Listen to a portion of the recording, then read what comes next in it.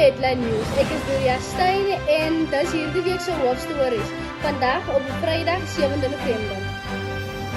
Woensdag aand as ons jaarlikse toekenningsseremonie gehou waar uitstaande akademies prestasie gevier is. Groot geluk aan Eywa Olivier, aangewys as ons doeksleerder vir 2025.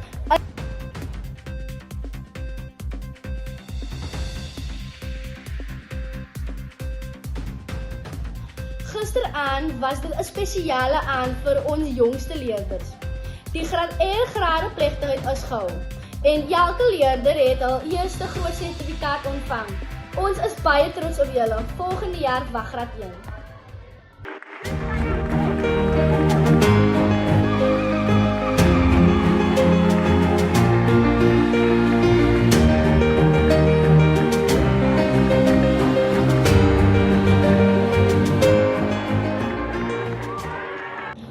Diezelfde aand het Groenewil Kids Network live gegaan met die uitsending van ons seremonie. Meer as 100 kykers het ingeskakel. Dankie vir julle ondersteuning. Ons vra om verskoning vir die klankprobleme. Ons werk reeds daaraan om dit te verbeter vir volgende uitsending.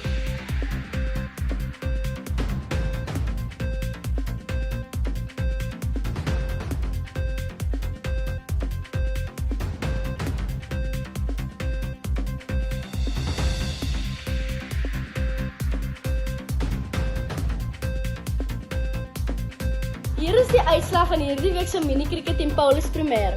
Ons onder 7 het met 4 lopies verloor. Ons onder 8 met 10 lopies verloor en ongelukkig het ons onder 9 met 29 lopies verloor.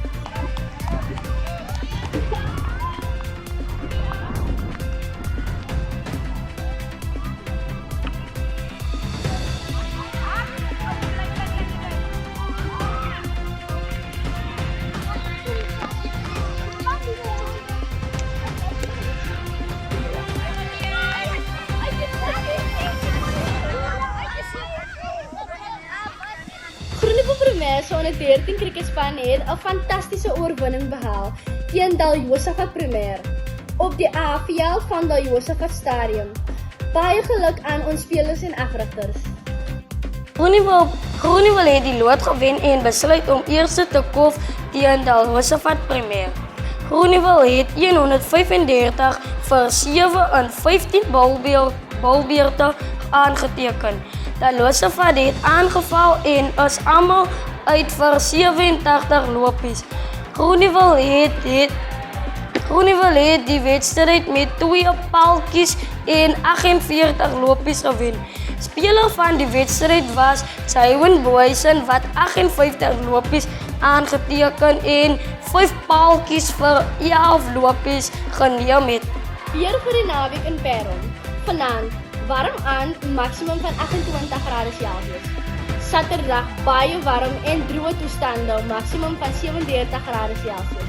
Sondag volgehou hitte, maar met ligte wolke, maksimum van 35 grade Celsius.